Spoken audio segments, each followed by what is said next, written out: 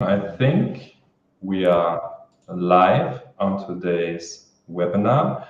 Welcome to today's Money Hero Club live webinar presentation featuring financial educator, YouTuber, and successful investor, James Pelton. Hi, James. How are you doing? Hey, I'm doing great. Thanks for having me on today. I appreciate it. Yes. Hi. So everybody, my name is Manu. I'm a moderator on the Discord server for Money Hero Club.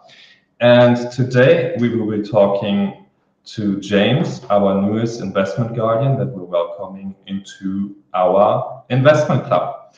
So today in the webinar, you will learn about investment strategies, growth strategies, diversification strategies, as well as insider strategies. Basically, you will learn what is the mindset of a successful investor, how to go about investments, and how to do it in a smart way. So today we will go into an interview with James, and we will also present you the Money Hero Club.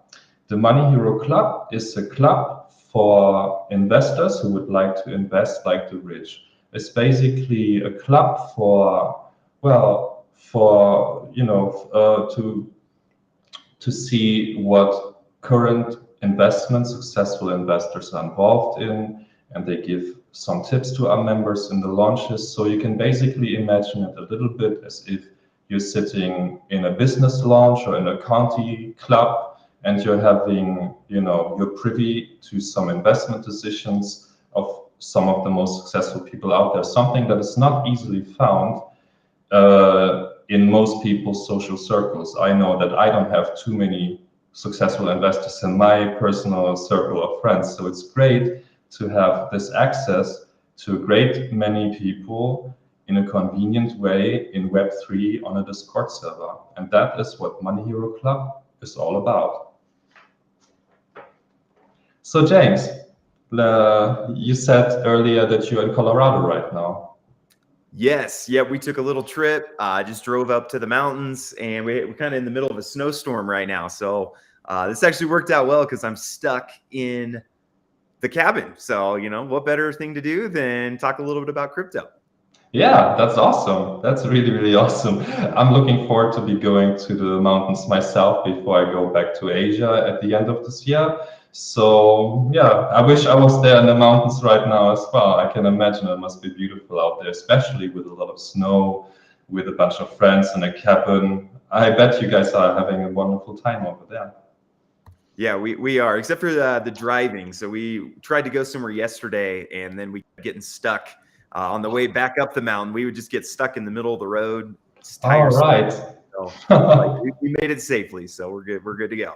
All right. You have winter tires, I assume. I assume you have to in Colorado, right? We should, but we do not. So, Ooh.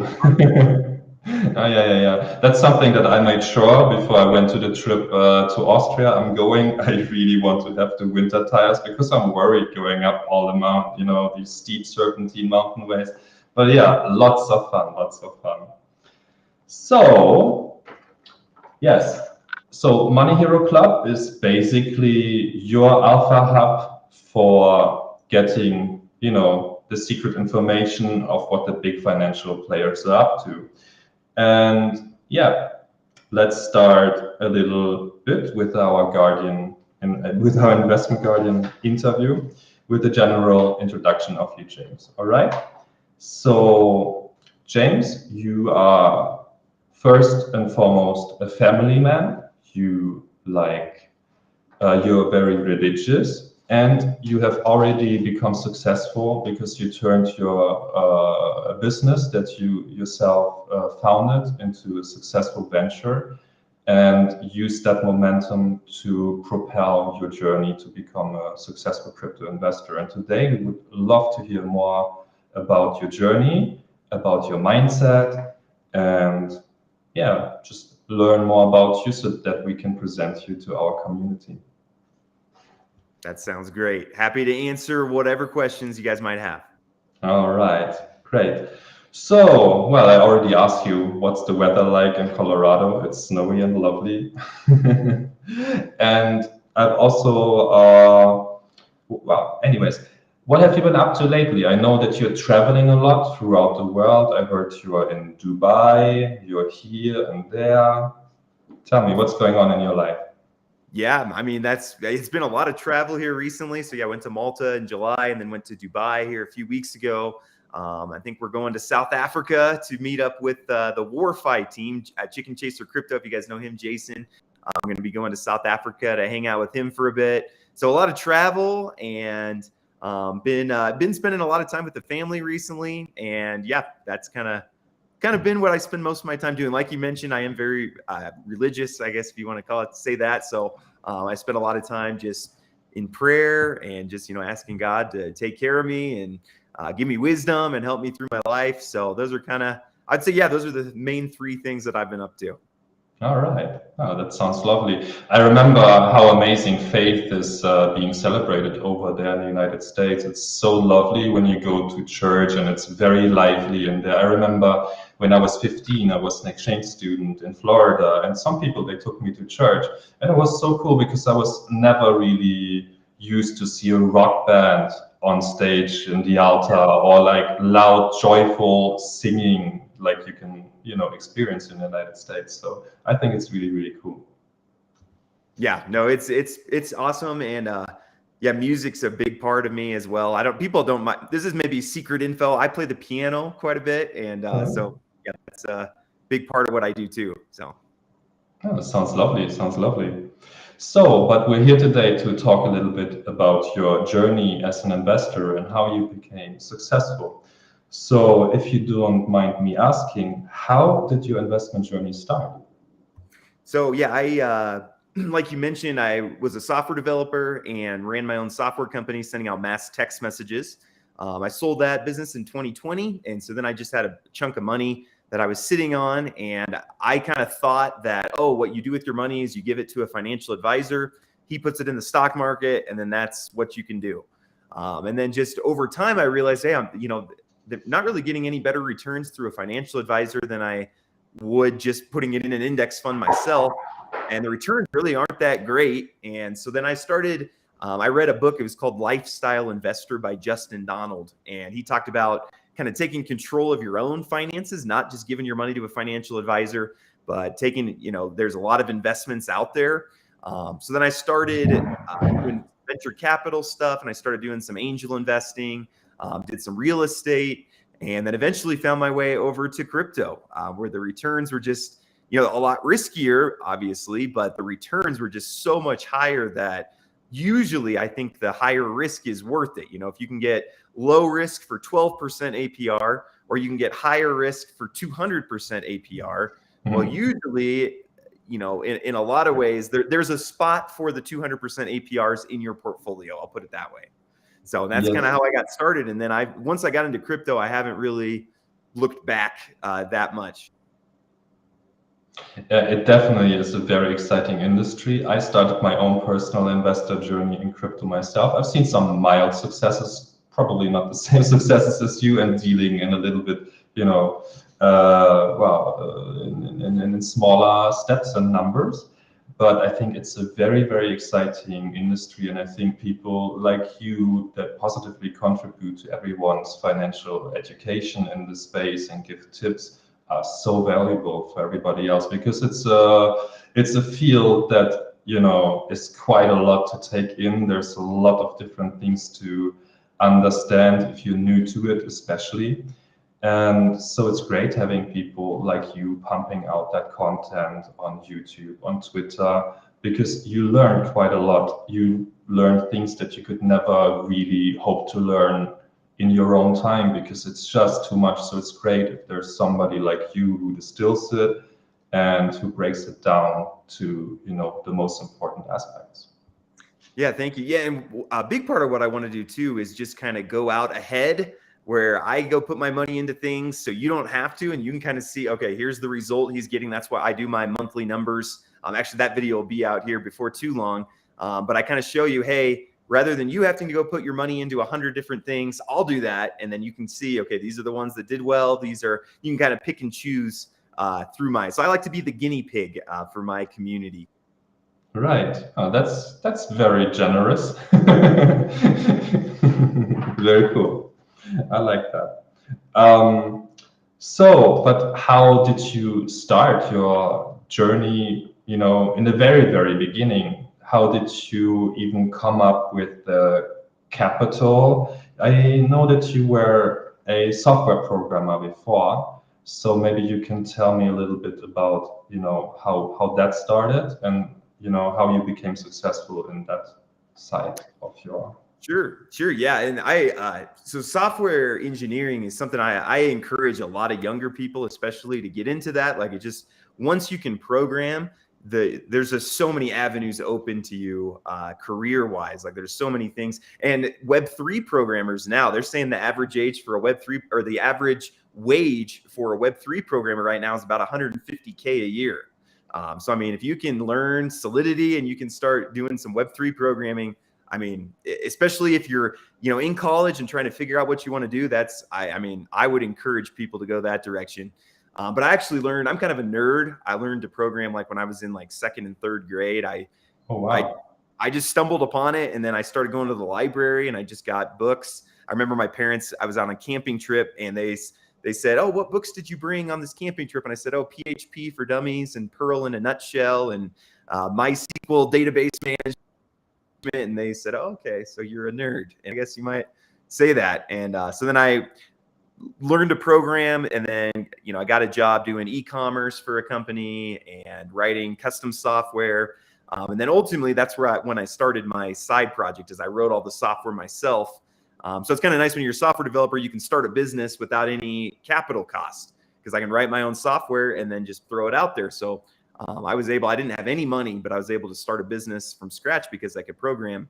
And that's the company. I ended up growing that business. We had about 11 employees, 40,000 customers or so. And so, yeah, kind of went from nothing to that just because of, being able to program. So, yeah, and that's where the capital came to start my investing journey. Wow, that's really, really amazing. And I never thought about that. That's such a smart way as a programmer, because yeah, you can program your own things and you can keep your operating costs down. That's super cool and a very, very smart way to go about starting your business. Wow. Congratulations again for that one. Very nice. Yeah, thank you. So you already mentioned that once you had your capital, you were going to financial advisors and they told you, yeah, invest with me, invest here and there. But you realized quickly that you could do that yourself. And so I'm wondering, what was your first investment, actually? When did you invest into something for the very first time? That's a great question. So I sold my business. So the very first thing I did was I put pretty much all my money with the financial advisor just into the stock market, kind of index funds, basically. So that was really my first big investment. But then when I started, Justin Donald, through his book, that he has an investment club. So then we started getting a lot of deal pitches. It's kind of like Shark Tank, where people would come on and say, "Hey, we have this investment. You want to be part of that?" So I think the very first one I got into is called DLP Capital, and it's a housing fund. It's based in Austin, Texas, I believe, and it provides 12% return a year. And since it's in real estate, you actually get depreciation, so it's actually tax-free, the returns you get. And so when I compared that to the stock market, I was like, well, actually 12% a year with no tax-free is actually pretty good returns. And so then, and it's fairly safe. It's not even just a single house. It's a real estate fund, which makes it, you're diversified in real estate. And so that was really my first, investment that kind of whet my appetite. And then, kind of went from there. Right. Oh, that sounds super, super interesting. And of course, when you have success like that, you're bound to want to have more. As what kind of investor would you describe yourself? Are you, for example, if we're using crypto or even NFT terminology, are you more of a flipper? Are you midterm oriented, short-term oriented, long-term oriented? Does it depend on each kind of investment? What is your take on that? Yeah, so I would consider myself mostly a passive income investor. So I'm usually what it gets me most excited is something that's providing a passive income. So if I can, put in 10K and start getting, we'll say, $800 a month or something like that, then I'm like, hey, this is a good investment. And then when you have that, when your passive income just keeps growing, then you have more money to invest over time, and then you can, just the more money you have coming in, the more that you're able to do with it. So that's kind of my main focus. And then what I like to do is, as I'm bringing in this passive income, is I have some things that I believe in long term. So I would consider those. So like Constellation DAG, for example, is one of my big long term plays, or Bitcoin, might be a simple one where it's like, okay, I think long term Bitcoin is going to make a lot of money. It's going to appreciate quite a bit. Yeah. So I'll use my passive income that I make. Obviously, I'll take care of my expenses, and giving's a big part of what I think that I'm involved in. I think other people should be too. Jesus says it makes you happier to give than to receive, and I've experienced that to be true as well. And so then I kind of take my passive income and use what extra I have to put into these long-term plays. So I kind of DCA into Constellation DAG or BioFi or Bitcoin or Ethereum. And so then I'm mostly passive income, but then using the passive income to invest for long-term bigger gains is kind of my general strategy.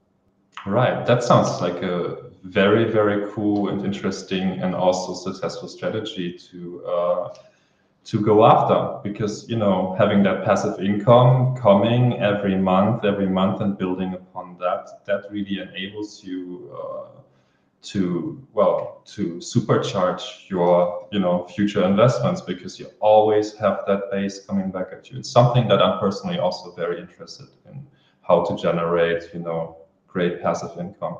And I've read about you that you managed to generate over 100K passive income a month already. So I tip my hat to you.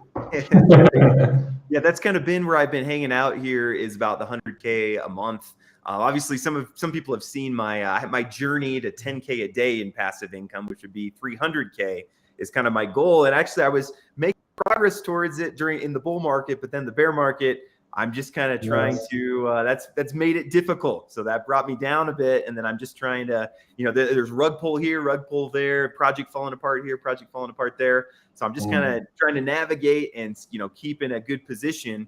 And then part of my goal is, when the bull market comes back, whether that be in a year or 2 years, I'm positioned well, where when the bull market's there, I'm just well positioned. I have coins all where I want them to be, and then I can really take off and take advantage of the next bull run. Yes. Yeah, I can totally relate to that, high and low journey, and then suddenly, oh, we're in a bear market again. But as you said, bear market offers amazing opportunities if you just keep on, smartly investing, and investing into the coins that you think will really, really make it, so that you are optimally positioned for the next bull run. What do you think? When will the next bull run happen? Like, I heard somewhere maybe at the end of 2024, beginning 25 or something like that. What is your take on that? I know nobody has a crystal ball, but just as a general gauge. Look at history. So it depends how much if you feel like things are cyclical, then it would make most sense to look at, like Bitcoin in the past. And it seems like the halving has always been kind of the catalyst for this next bull run. So if you're going to look at it that way, then, I mean, the next halving, I think, when is it? It's February or March of 2024. So if you look at that as being the catalyst for the start of the next bull run, so that's one philosophy. Another philosophy, though, is that crypto and Bitcoin is just a part of the world economy. And so then, rather than looking at the crypto cycles, it's better to look at the economy cycles of the whole world. And those are just, we don't know. I mean, there's just, wars can impact that. And, being short on energy, can really cause a big bear market. So it really depends on your philosophy. If you think cryptos is an isolated thing and you want to follow that cycle, then we're probably looking at the end of 2024 for a big bull run. If you look at the economy in general, we have no idea. So, Right. I mean, I would, if I had to guess, I would say maybe the end of 2023. Maybe we'll start to see, but we'll have to just kind of wait and see how, the war in Ukraine goes. We'll have to wait and see what other wars pop up around the world. We'll have to see how the energy stuff goes, how some of the climate stuff goes. So yeah, that's a lot harder to tell for sure. Yeah, I like that holistic kind of thinking about connecting that crypto industry also to what's happening in the macro, and that's definitely a good way to look at things, because everything is connected, and we've seen that the crypto market is now being more correlated than ever to the macro world outside. So yeah, very very good way of thinking and of connecting the dots and seeing the whole picture rather than just a small slice of it, I think. Very cool. So let's see, what kind of current investments are the center of your focus at the moment?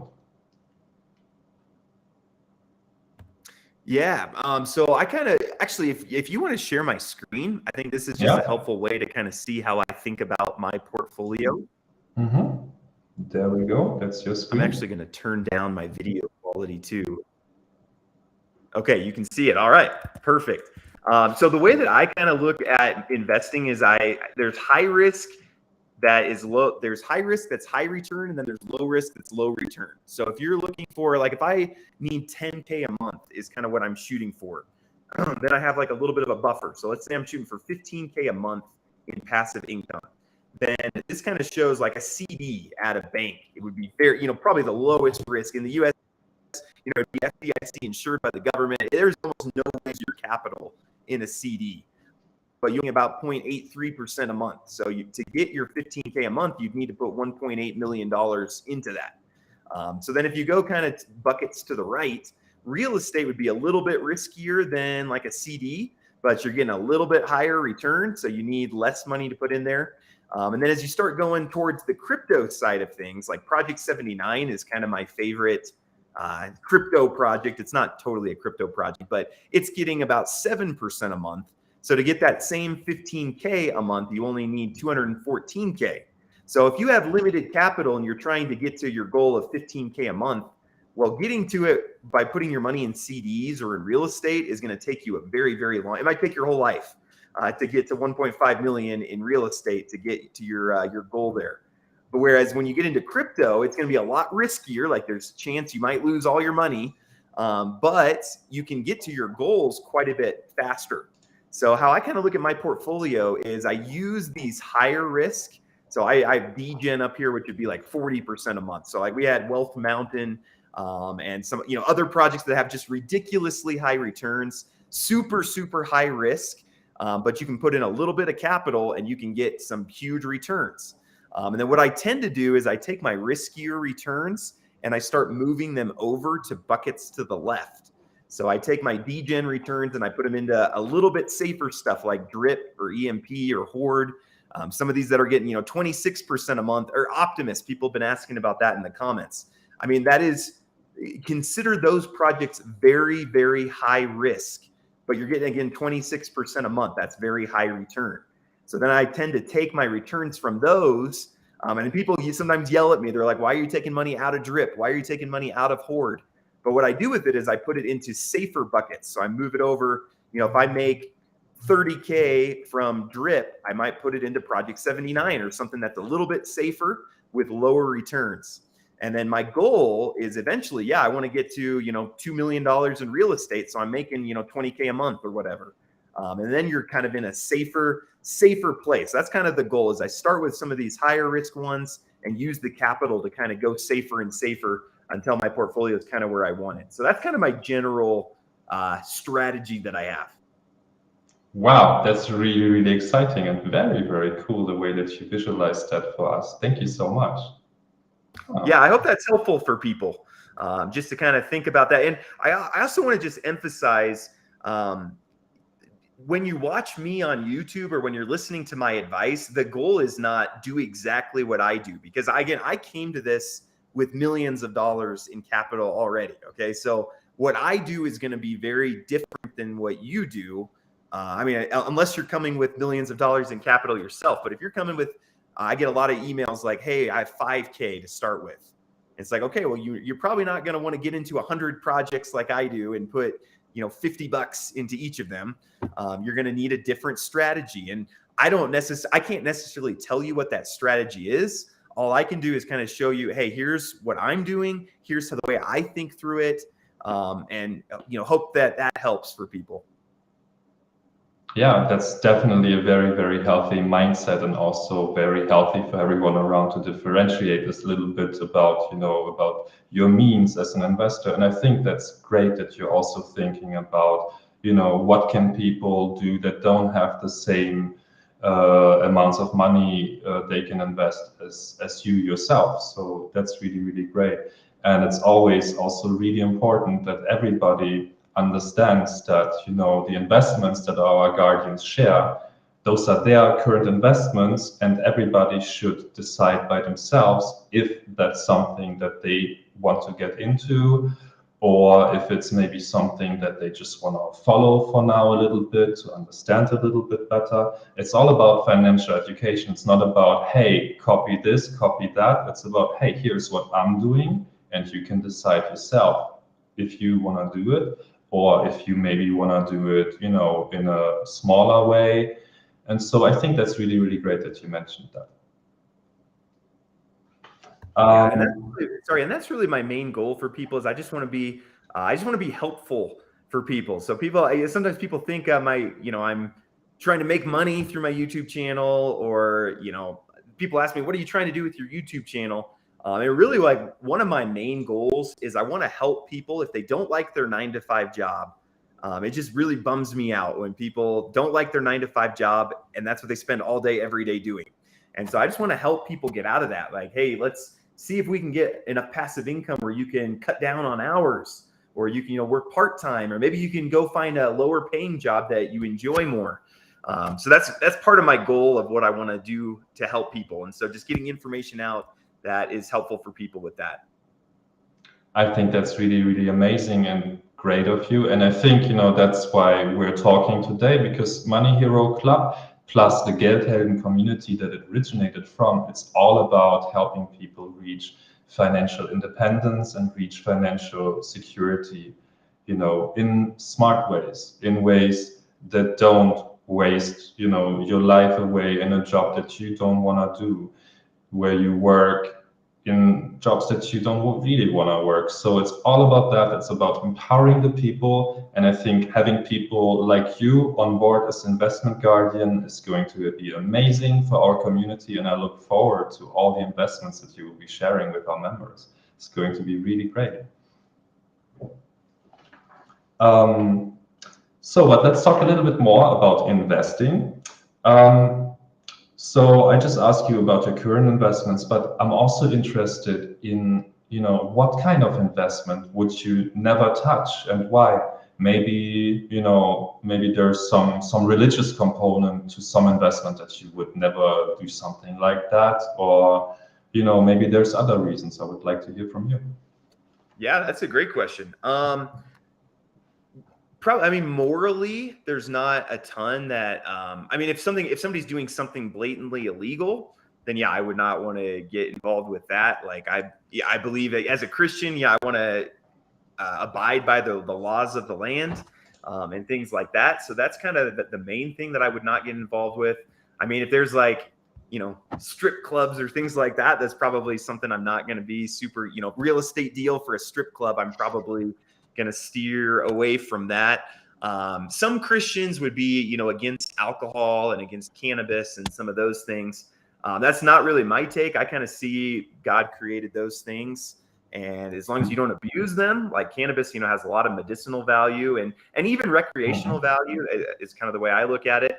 So like so I've invested in medicinal cannabis stuff, and sometimes some Christians would say, hey, you shouldn't do that, but I think it's helping people, and as long as people don't abuse it, it's the same as pretty much anything. Like you can abuse food, you can abuse sleep, you can abuse all sorts of things. So yeah, there's not a ton other than blatantly illegal things. There's not a ton that I stay completely away from. Even, sometimes people ask me about things that I think are Ponzi schemes. Do you get into things that you think might be a Ponzi scheme? And sometimes I do. Sometimes it's just hard. Sometimes it's hard to define what a Ponzi scheme is. Sometimes things are partial Ponzi schemes and things like that. And so if somebody just says, oh, this is a Ponzi scheme, you shouldn't invest in it, I don't usually take that at face value. I still dabble around with it and try to come up with my own conclusion on it. And sometimes I get burned from that, but sometimes make a lot of money. So, but yeah, there's not a ton that I stay completely away from. All right. Yeah. That's very, very interesting. And also interesting that you mentioned the cannabis industry, because that is one of the most exciting industries worldwide right now, as the laws are, being relaxed, as more studies are being put out there.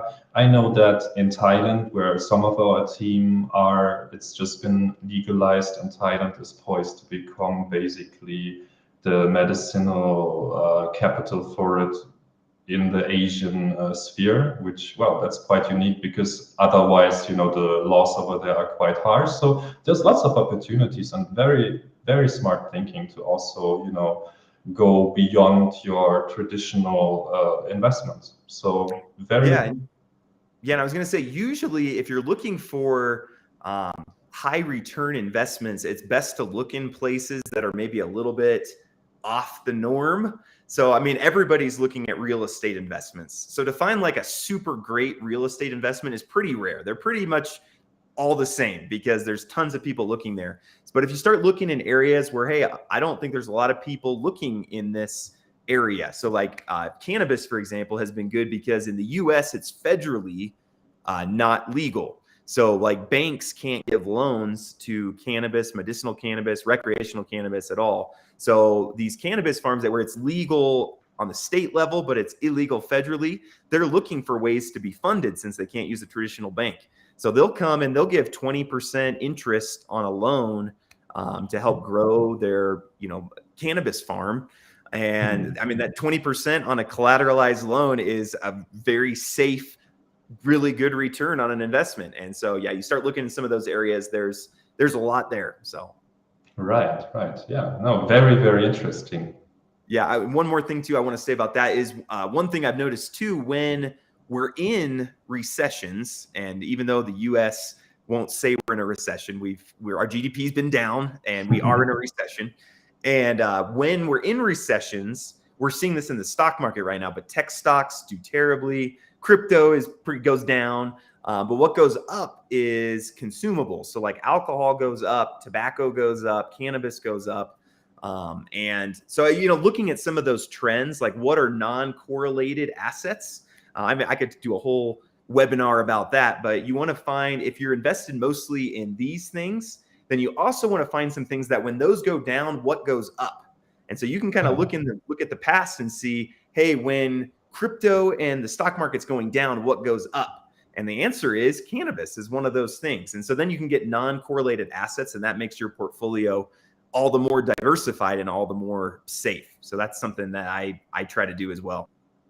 I really hope that our viewers have a pen and some little piece of paper to write some notes, because I think everyone just got a master class in how to, and on how to look at markets and how to look for opportunities, even if the traditional things are going down, like you just said.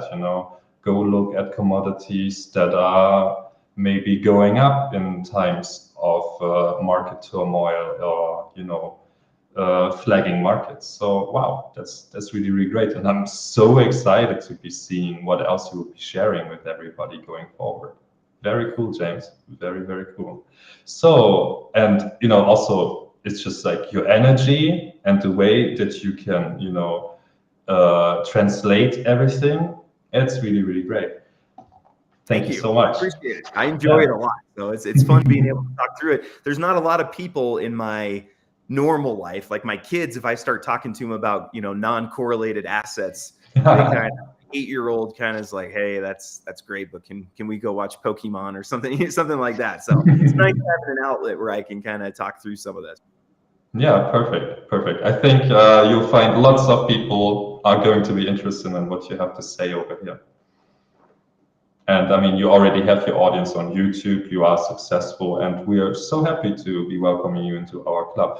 I will later do a little bit of a presentation about what the club is all about, if I can manage to share my screen, because before we started the stream, I just ran into some trouble. I clicked onto a button that said block, and now it wouldn't let me share my screen anymore. I might have to even ask you to quickly go to the website and share your screen or something like that. We'll figure it out. I hope everybody watching it will, bear with me.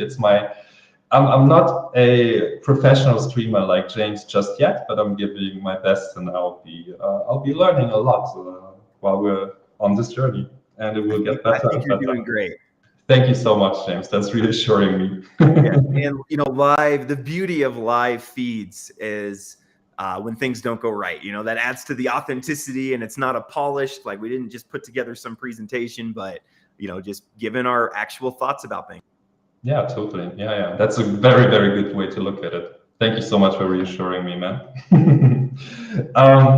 So let's talk about more of your investments. We already talked about did we talk about your best investments so far? I think. I don't think we talked about that yet. No. So let's talk about let's talk about some of your best investments and how you came across them and how that made you feel.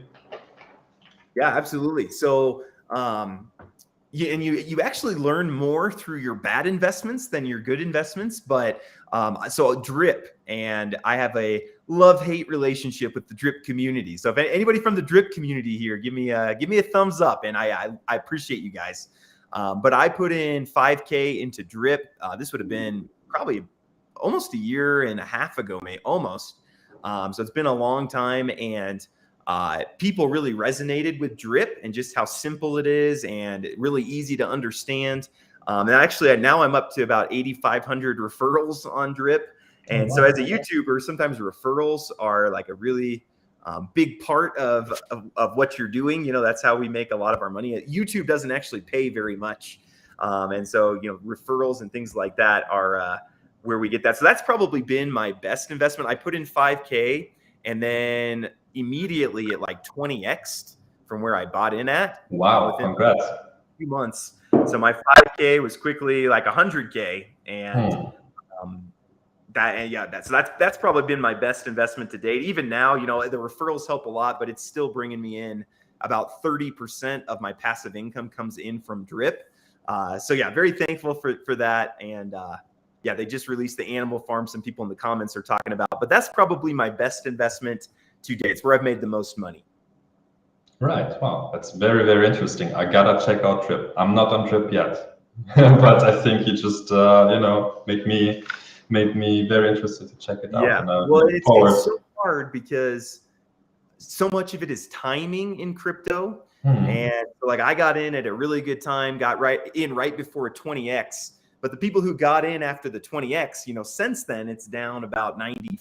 Right. So I did really well, but the people who got in at 20x where I got in are not doing as well. So yeah, timing's a big part. And we figured this out. Me and my audience have figured this out, especially through the bull market. But just the timing of getting in early, getting your initial out, and then letting your compounding interest just kind of go after that has been a really great strategy for me and my community. Right. Yeah. Timing really is everything. I mean, if you buy at the top, you can be quite disappointed when it goes down. I definitely had my own experiences with that as well. So yeah, always important to see what is the best time to get into an investment. And sometimes you just don't know, but sometimes you can already have a little bit of knowledge of some things that can make you, that can put you in a position of at least be able to predict some things, and you can take advantage of that. So yeah, and always good to have too. Like if I get into 10 projects, I figure 4 of them are going to just completely fail. If I'm doing like high risk crypto, DeFi, degen projects. If I get into 10, I figure 4 are going to just completely fall apart and I'll probably lose all my money. And then probably 5 will do okay. And then hopefully I have one unicorn that can 20x or 100x. And that's kind of what I'm looking for if I'm getting into 10 projects. So like I'm in 100 or so projects right now, and I'm kind of, okay, probably 40% will fall apart. Probably, 40% or, 45% or 50% will do okay. And then I'm hoping 10% will be, where you make just a lot of money. And that's kind of what I've been looking for. And that's kind of what I've experienced right now.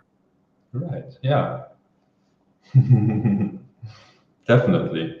But let's talk about some of the investments that you made that may have backfired, and some of the investment that just unexpectedly went wrong. Because as you said, of course you do your investments into like 10 different projects, and you're already anticipating that about 40% will fall apart. But maybe you also had an investment that just completely backfired, because that is something that we as investors also experience. And what are some of your strategies to cope when something like that happens, and what did you learn from some of your not so well performing investments? Because as you said before, in actuality you learn the most from the successes that went wrong, right? Yeah, absolutely. So like when I first got into crypto, I put 5,000 into Drip, but I put 70,000 into Olympus DAO, and I put 70,000 into Strong. So what we kind of saw was Drip 20x. So it was kind of my unicorn out of the 3. Strong, I actually did really well, and Strong went strong. No pun intended. Did really well. I made my money back and made quite a bit of money, but then eventually it fell apart. And Olympus fell apart before I could get my money back. And I'm still holding onto my Olympus, but my original 70K is worth maybe 2K now. So the lessons that I kind of learned was don't put diversify. Like don't put more into one project than you can afford to lose. So again, in retrospect, I wish I hadn't put 70K into Strong, 70K into Olympus. I wish I had spread it out a little bit more. Could have put 20K into Strong, 20K into Olympus, and 20K into 3 other projects or something like that, just so that as projects fall apart and projects do well, it's just better to be diversified through that. So that's probably one of the main lessons that I learned. I also learned that DeFi is risky. Like the return you get is going to be correlated to the risk that you're getting. So if you look at something like Olympus, where we were getting 7,000% APY. Okay, so when you look at 7,000% APY, that you have to consider that very high risk. Okay, that's just no other way to look at it. Strong, we were getting about 30% monthly. So I don't know what that works out to APY, but it's going to be 200 or 300 probably. So that's very high risk. And so I just kind of learned, even if it looks not high risk, like when I talked with David Moss and I talked with the Strong team, and I talked with the Olympus team, I would be like, man, there's no way this can fail. This is going to be just great forever. That's just not the way it is. There's a correlation. If you're getting really high returns, consider it very high risk and manage your capital with that in mind. Just knowing, hey, this could fall apart at any time. I want to get my initial out and then let my interest play with house money is kind of how I like to put it. So yeah, those are kind of the main lessons I've learned. Somebody in the comments just mentioned yield nodes. So that was one where I really believe in the team, and they're restructuring right now. So I'm not going to say it's gone, like my Strong money is gone. That money's all gone. Yield nodes is kind of in flux right now. We'll put it that way. But yeah, just understand that this is a risky place. If you don't want to mess around with risky investments, then you got to go to real estate, or you got to get out of crypto. Okay, all crypto is going to be fairly risky comparatively to putting your money in a CD at the bank. So you just have to kind of know that and manage accordingly. Yeah, that's you put that very, very well. You just mentioned like meeting some founders of some different projects. So one of my next questions was going to be, how do you go about finding good investment opportunities? Yeah, kind of the way that my journey has developed in crypto particularly, and actually it's the same in traditional investing, but I'm more interested in the people rather than I am in their idea or in the tokenomic. Like people always come to me and the first thing they talk about is tokenomics, and I'm like, I don't. That's actually the last thing that I care about. The first thing I care about is the team, the people, because people can really mess stuff up. And even, not to, I'm not going to pick on drip, but even, people say, oh, drip, Forex, there's nothing, it's decentralized. There's no way that Forex can mess it up. But if you follow drip, you know that what Forex does dictates if the price of drip goes up or down. If he has to release new projects. And so even something that's decentralized like drip is still reliant on the team to make it work. The only thing that I feel like is very decentralized is Bitcoin. Other than that, everything in crypto has some amount of centralization. And so just meeting the team for me has been the most valuable thing, just because they're going to be the ones that have to pivot based on market conditions. They're going to be the ones that make the decisions going forward. So that's what I've found. And if you watch my channel, that's mostly what I do is I just bring on teams, and it's like, I just want to get to know you, and I want to, ask you questions. I want to ask you hard questions. I want to just, get to know the way you think through it. What's your vision? And I found that is for me by far the most valuable way for me to tell what projects I think are going to do well and which ones I think are going to fail. That's a really cool and interesting approach. I think, not too many people would fly around the world to do that. And I think more people probably should, because that's a really smart way of going about it. Because as you said, at the end of the day, it's people. Your tokenomics can be this or that. But, if you have a team that's not working well together or that doesn't have the right vision for the project, so yeah, it's all about the people, and I think that's really interesting approach to go and just meet the teams.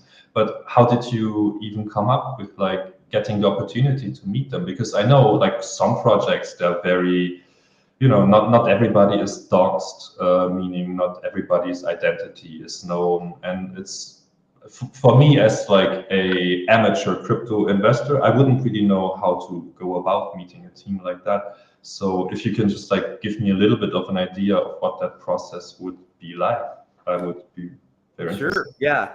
And that's part of what I kind of designed my channel to be, was to be the gateway between project owners and the investors, because there wasn't a great way for investors to get to know the project owners, because we had a lot of people not doxed, and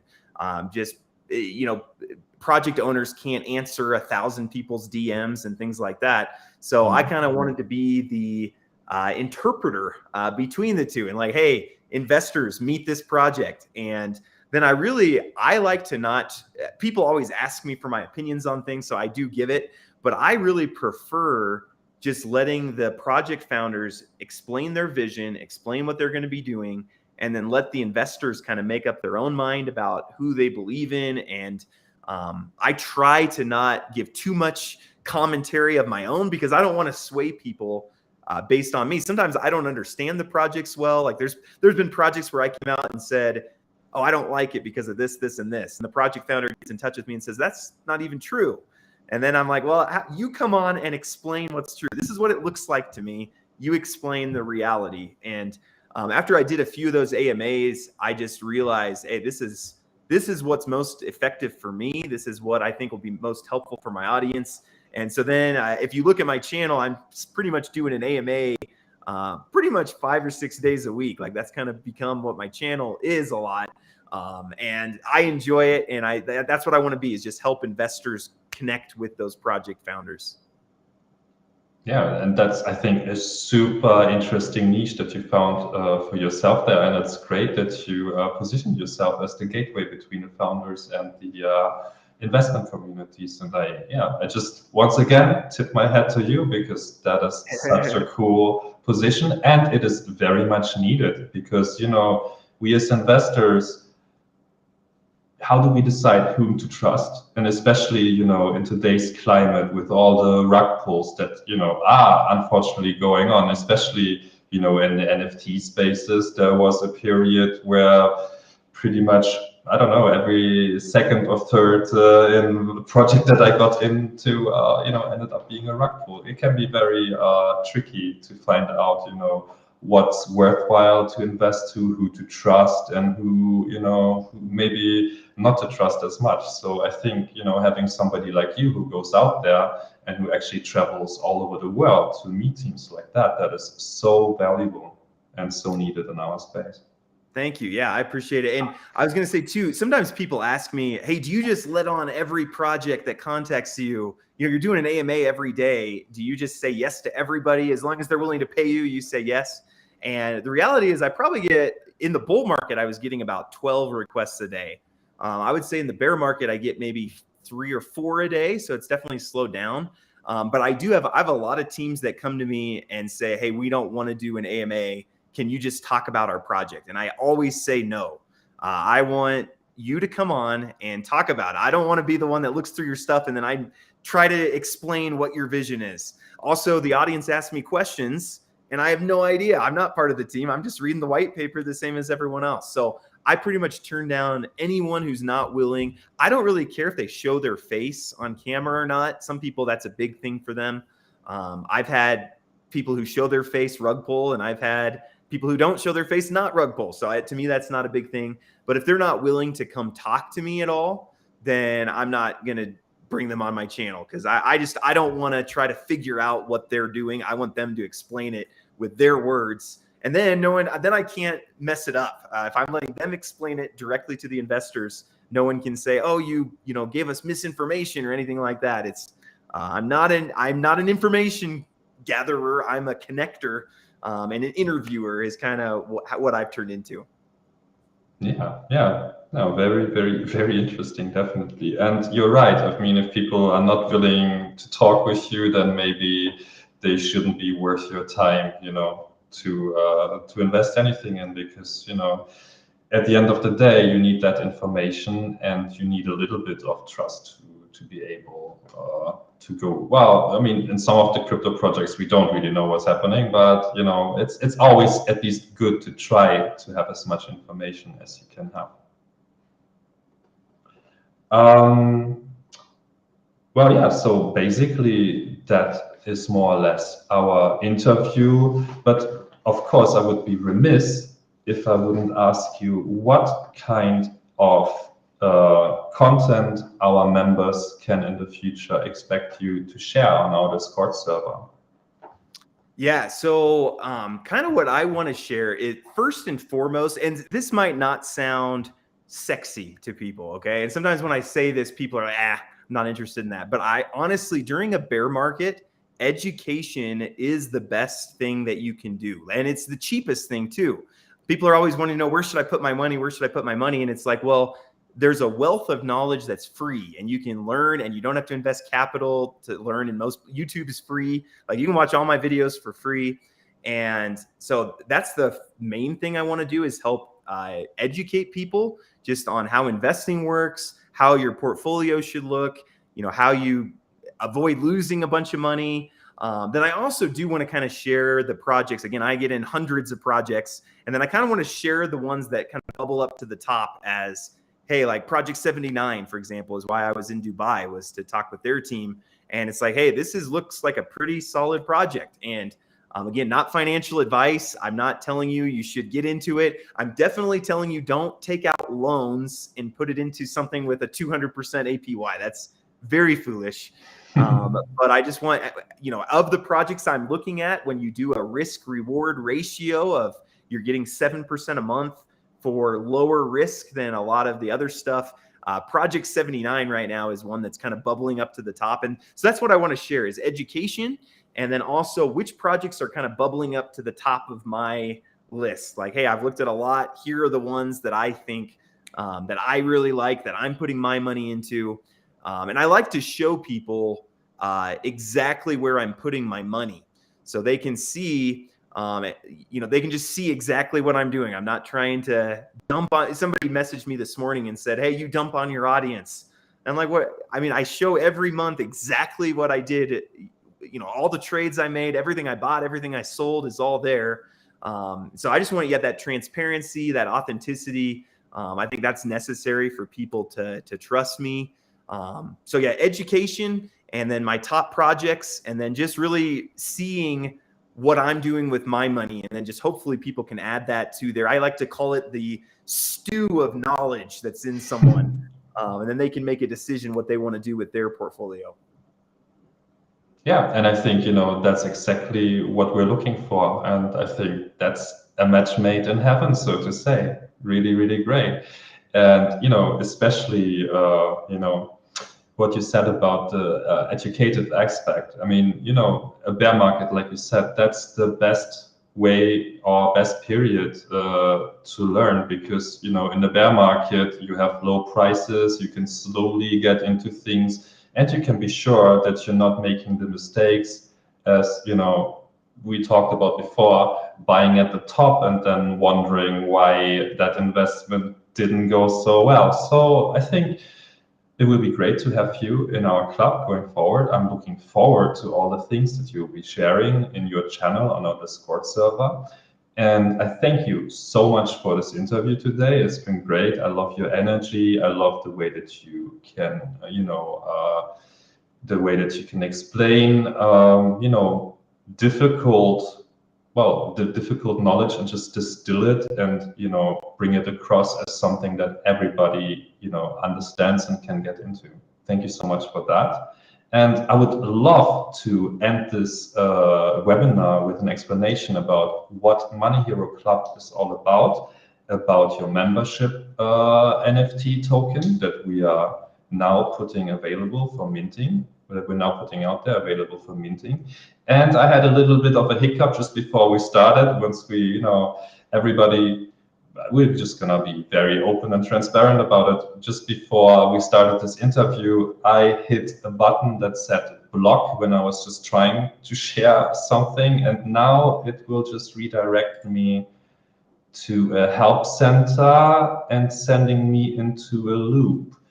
And I'm really, really sorry about that, because I think it's also a very, very important part of this webinar. So what I will do is, because actually, these PowerPoint presentations are kind of boring anyways. I would just be sharing a screen and I would just be reading it out. So how about I try my best to do it in person?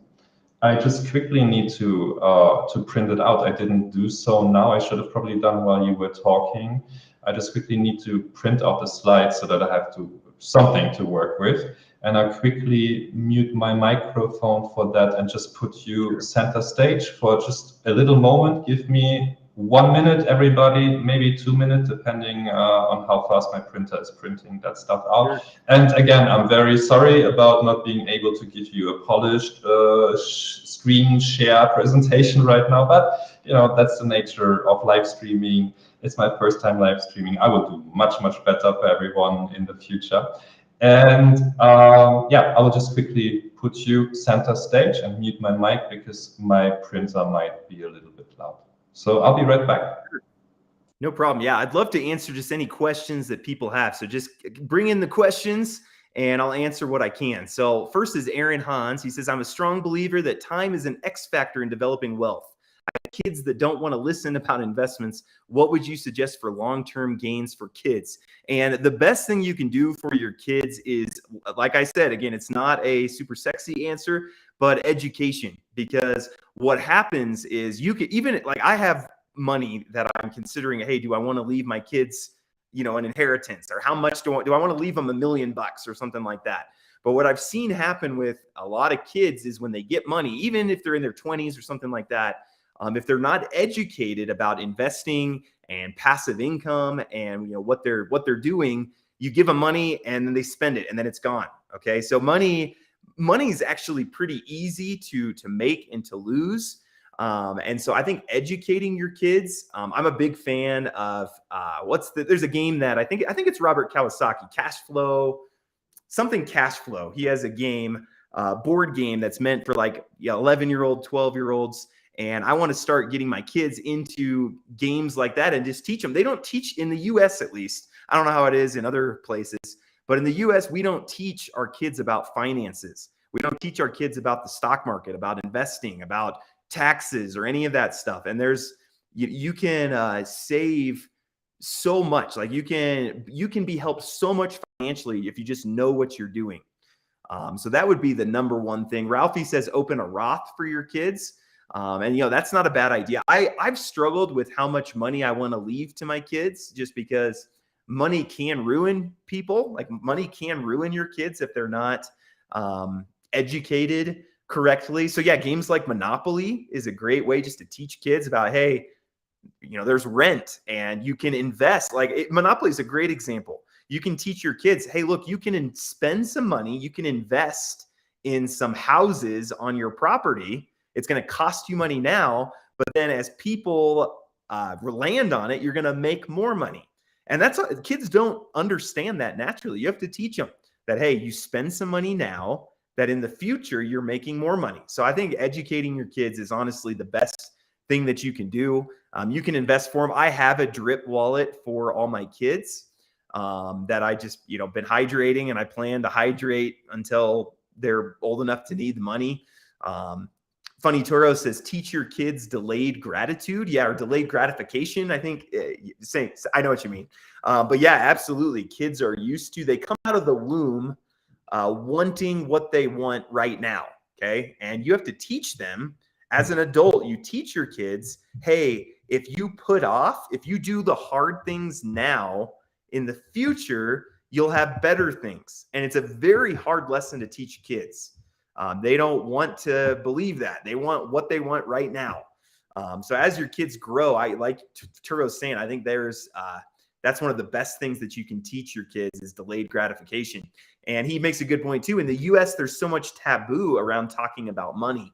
And I totally agree with that. You're not supposed to ask people, how much do you make and how much did your house cost and things like that. But I need to talk with my kids about that. Like they need to know, hey, a house of this size is going to be $1 million. When you get your first job, you're probably if you're right out of college, you might be making $50K a year. If you're making $50K a year, you can't buy $1 million house. And like your kids need to learn that. Like they don't know. I see high schoolers who are making $400 a month who buy a $300 a month car. I was actually doing premarital counseling for a couple, and they were talking about their budget, and they made about $1,000 a month, and they were spending about $100 a month on Starbucks. And I was like, you cannot spend 10% of your income on coffee. Like that's just, you can't do that. But we don't teach, we don't talk about it with our kids. And so I would encourage you, while your kids live with you, let them in on everything. Teach them about, teach them how much money you make. Teach them about how much your bills cost. I think a lot of kids get into college. Sorry, I'm rambling now. And you can interrupt me whenever you're ready to go. We're talking about Money Hero. But, teach them what it costs to have a nice car. Teach them what it costs to have a house. Teach them about investing. A lot of kids aren't even thinking about stuff like that. And so education for me is the best thing that I think I can leave for my kids. And then, on the spiritual side of things, teaching them that money won't make you happy. A lot of young people think that. A lot of older people think that too. They think, oh, money is what makes you happy. It doesn't. I've been poor and I've been wealthier, and that is not what determines your happiness. So those are the things I would say about kids. Teach them education. And, sorry, one last thing, but we homeschool our kids because, again, there's just so many lessons that I feel like I didn't learn in school that I want to teach my kids. I want to teach my kids how to do internet marketing. I want to teach them how to do programming. I want to teach them how to do sales. Like, why don't we teach kids in high school how to do sales? That's one of the most valuable things that you can learn, and we don't even talk about it. So I could rant about school in America and all these things for a long time. But I'll leave it at that. That's my advice. Thank you so much for taking over a little bit and answering some of the questions that our audience had. I tried to fix my little problem, but it won't let me fix the problem. So I will just present it to you in person, what the club is all about. And we will make sure that we will have a proper presentation video in English very, very soon as well, where I'm going over the more polished presentation for everybody.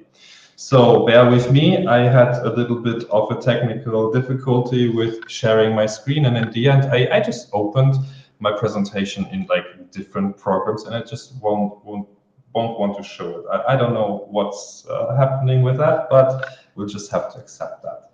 So, Money Hero Club. Well, as I said in the very beginning of this webinar, basically what the offer of Money Hero Club is, it's offering you a way to get, up-to-date financial education and knowledge about the current investments of successful investors. It's a little bit as if you go into a business launch, maybe you're in the senator's launch on some airport, and you're overhearing two successful business people talking about what they're currently doing, and it's a little bit like that. We have different channels with different accredited investors who share their current investments. So you can learn all kinds of things. There is some investors, they're talking about their investments in a walnut farm, which is, not really your usual investment that you would, find information about easily, I'd say. Or, maybe we have some other investors who talk about how to go about investing into Rolexes, which was also a quite successful investment for many people in the last 20 years, but not everybody knows, how to go about things. And so today we also have the amazing James Pelton here, who is one of the best financial educators out there in the field, especially with crypto.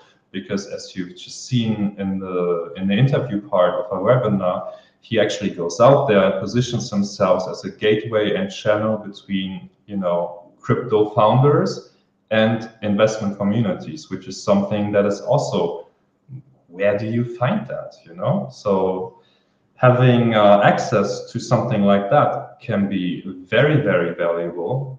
And that is basically what we as the Money Hero Club are trying to solve for our members. How to get the knowledge and the financial know-how and the mindset of successful investors easily and conveniently whenever you wish, and what could be easier than opening a program like Discord, quickly connecting to one of the chat rooms and channels and check up on your favorite investor like James, or maybe some of our other guardians like Christoph Heuermann.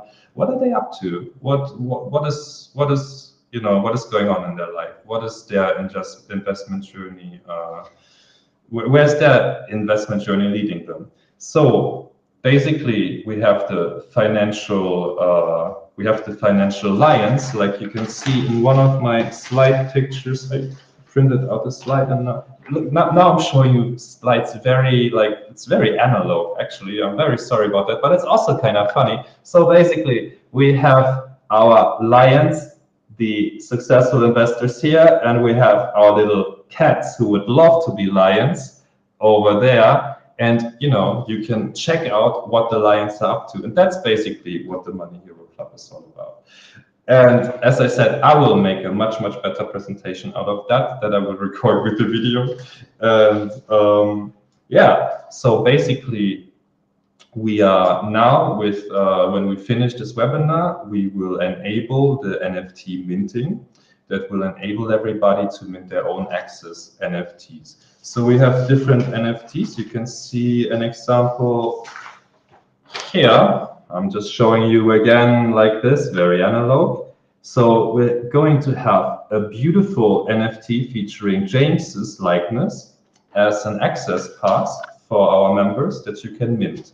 So what's really cool about membership token NFTs is that instead of a normal membership that you pay once and then that money is gone, it's like a sunk cost, really, isn't it?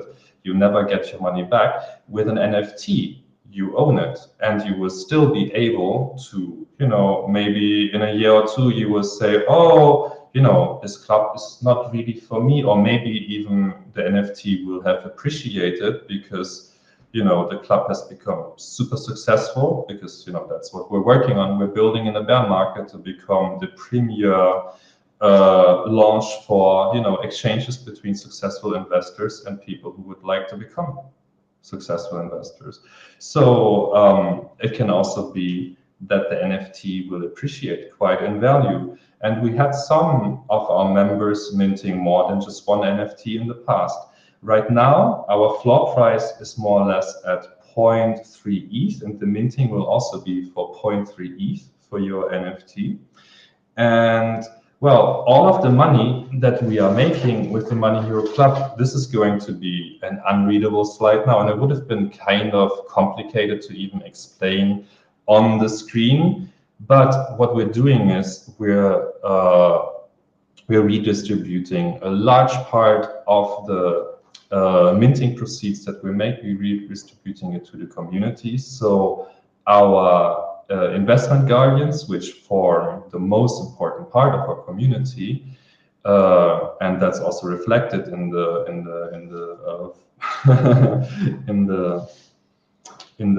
money that they can make and be rewarded with through the minting. We're giving them 50% of all the minting proceeds.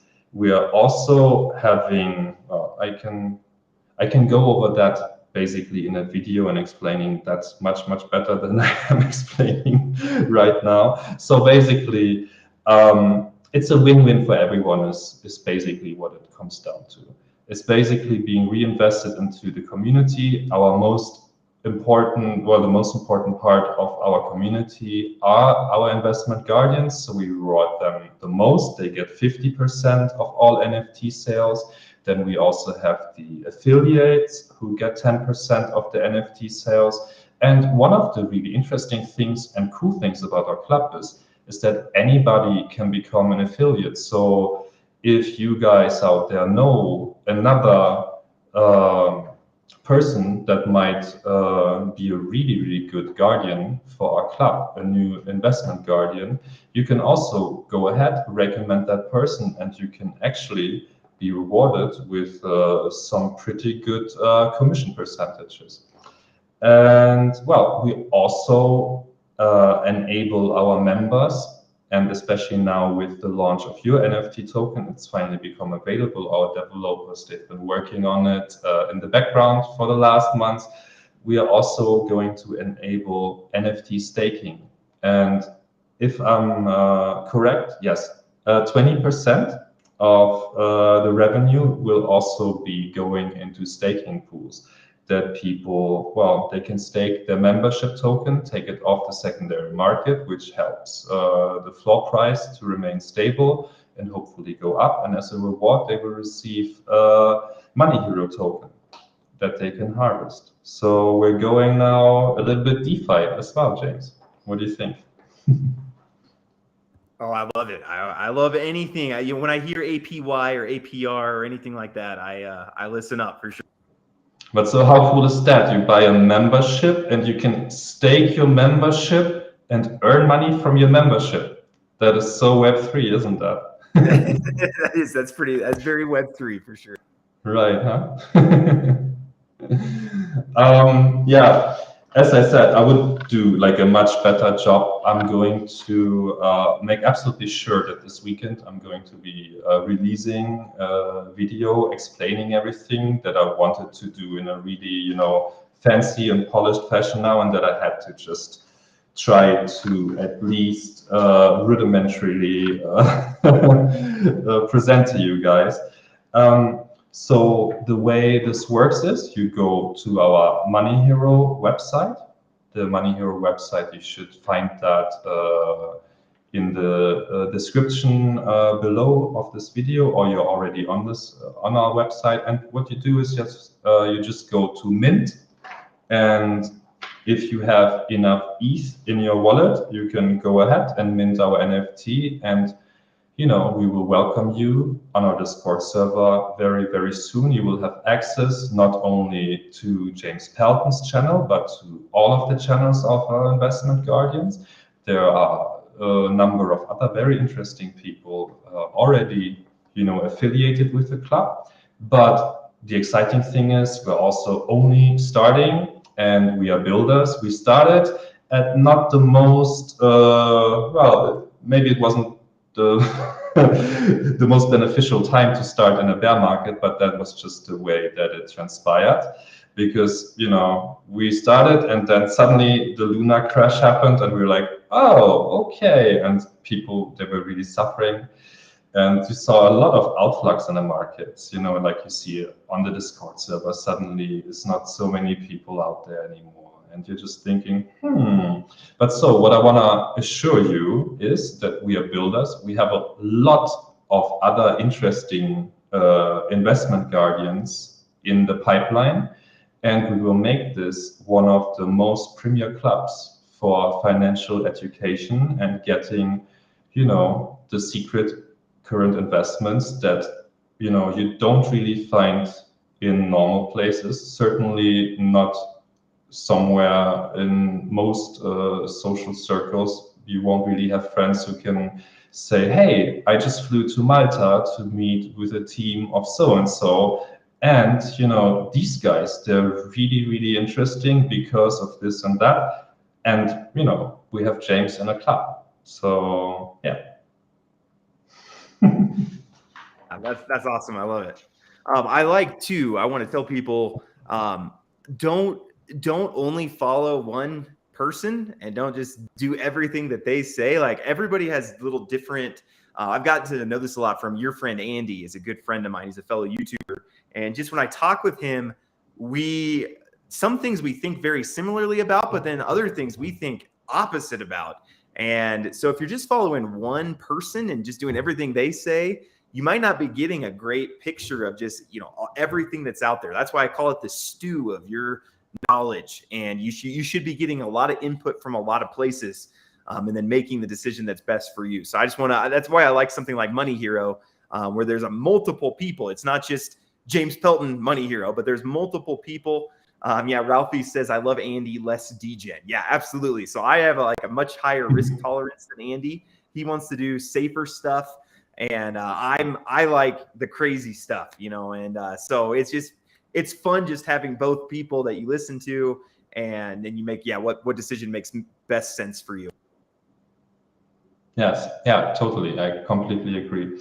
It's always good to, have as much information as you possibly can have. And it's great if it's rounded, especially, one person is more oriented, in this direction, the other one is a little bit less of a degen, like we just said, and so you really get, a rounded and holistic picture. And then you are in the best position to decide for yourself, what makes sense for you, and you grow by following and learning from the best. And that is what we're trying to solve for our members, and that's what we're doing here today. Yeah, and I appreciate you having me. So this has been a lot of fun for me. I just love talking about finances and life and everything. So yeah, I appreciate the opportunity. Yes, thank you so much, James. So everybody, now James's NFT will be mintable, and we're looking forward to welcoming all of you to our club. And I look forward to be seeing many of you on our Discord server. My name is Manu. I'm also the moderator on the Discord server. So if you have any, problems, issues, or any suggestions, even, you can always find me on the Discord server every single day, well, almost every single day. And I'll be there for you for everything that you might need, and make this, this journey, this investment journey that we're all sharing, a very pleasurable and also fun journey for everybody involved. Because investments shouldn't always just be dry. It should also be fun. You should, broaden your horizons a little bit here and there. Look at what other people are doing, because that's in the end how you get successful, right? Thank you so much, everybody. I couldn't find the mute button, but yeah, absolutely, you are right. All right. Well, thank you so much, everybody, for tuning in today. As I said, I will do my best. By tomorrow, there will be a a video explaining the Money Hero Club in detail once more. The part that today, unfortunately, due to technical difficulties of mine, couldn't happen the way that I wanted it to happen. And I thank you all for tuning in, and I wish you all a wonderful weekend. Thank you. Thank you so much. Yeah, thank you, audience. And yeah, appreciate you as well, man. Just great interview, and keep up the work. The more you do live streaming, the better you'll get. So just keep it up. You did a great job. Yes, I hope so. Thank you so much, James. Thank you so much. All right. Take care, everybody.